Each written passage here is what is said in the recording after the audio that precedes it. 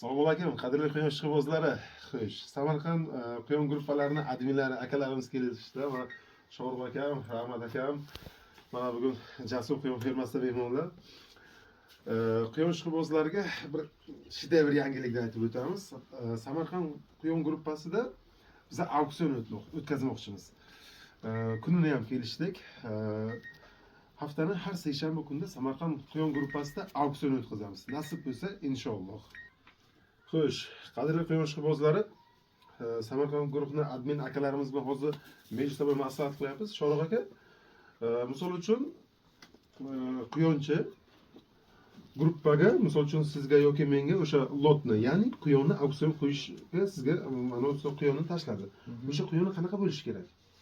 Misol uchun sog'ligimi, misol uchun holatimi? Quyonni birinchi ochirda sog'lom bo'lishi kerak, birinchi ochirib. Ikkinchisi zotiga, qoniga javob berish kerak. Yaxshi, toza qon bo'lishi kerak.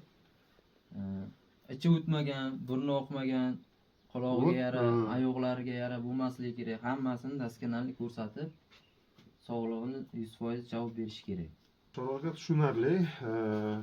Muxlislarimizga anchagina bo'lib. Rahmat aka, qarangda. Misol uchun quyon o'sha auksionda ma'lum bir kishi tomonidan stop bo'lib narxlandi. Endi keyingi holat, endi nima bo'ladi? Keyingi holat masalan bu lotereya o'yindek nimada bu? Auksion, vaqti. U quyonni masalan auksionga berdimi adminlarga? O'sha u narsa noldan qo'yiladimi? Buni adminlar bilan kelishilgan holda kelishiladi. Bu quyon egasi. Keyin u masalan narsa adminlar ham bilmaydi, u narsa nech pulga ketishi. Adminlar qo'yadi, o'sha quyon nech pulga ketsa, u уже egasi rozi bo'lishi kerak. Keyin lavzidan qaytib, quyonim arzon ketdi, men bermayman.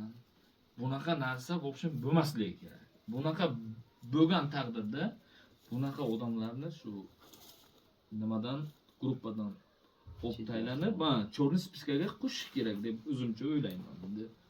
Xo'sh, qadrli quyon ishqibozlari, xuddi ko'rib o'tganingizdek, guruh admin akalarimiz bilan maslahatlashdik, qanaqa quyon berilishi va auksionda qatnashish.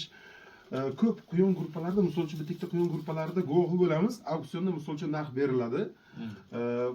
Ma'lum bir kishiga shu narxda stop bo'lib, sanoq sanalib stop bo'lib baraka bo'linadi. Yangi quyonchilarda uchraydi bu. Atak eski quyonchilar bunaqa xatoga yo'l qo'ymaydilar. Quyon meni uyimga keladi, men u quyonni qabul qilib olaman. Keyin men kartangizga qilib beraman. Qadrli quyon ishqibozlar, unaqa gap yo'q. Auksionda o'sha quyon haqida sog'ligi, uni masalan zoti, yoshi, vesi va quyonni sortiga qarab hamma parametrlari to'liqligicha ma'lumotlar beriladi. Bizlar o'sha ma'lumotlar asosida quyonni auksionga qabul qilib olamiz. Kim narx berishdan oldin o'sha ma'lumotlarni diqqat bilan tekshirib, o'qib, shoshmasdan quyon haqida ma'lumotlarni qabul qilganiga ishonch hosil qilgandan keyingina quyonga narx berish kerak. Hashakoli dang narx bergandan keyin biz stop qildik, baraka qildik. U akamizga misol uchun kimlardir pul zarur auksion qo'yadi, boshqa qiladi, lekin bo'ldi men quyon olmayman, uyimga jo'natmadingiz. Men quyonni ko'rib keyin pul beraman. Unaqa gaplar yo'q. Stop bo'lib baraka bo'ldimi?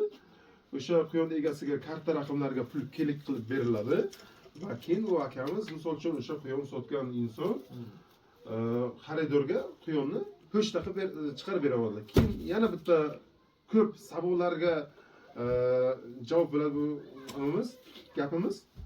Quyon sotayotgan inson quyonni faqatgina pitakkacha olib chiqib beradi.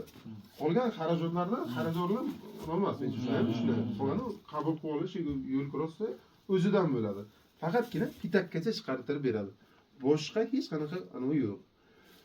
Agarda o'zini viloyatida bo'layotgan bo'lsa, quyonni egasidan borib yutib olgan odam o'zi olib ketadi. Agar boshqa viloyatdan, misol Toshkent, Vodiy bo'layotgan bo'lsa, pitagigacha, taksilargacha olib chiqib berish kerak. Shunday.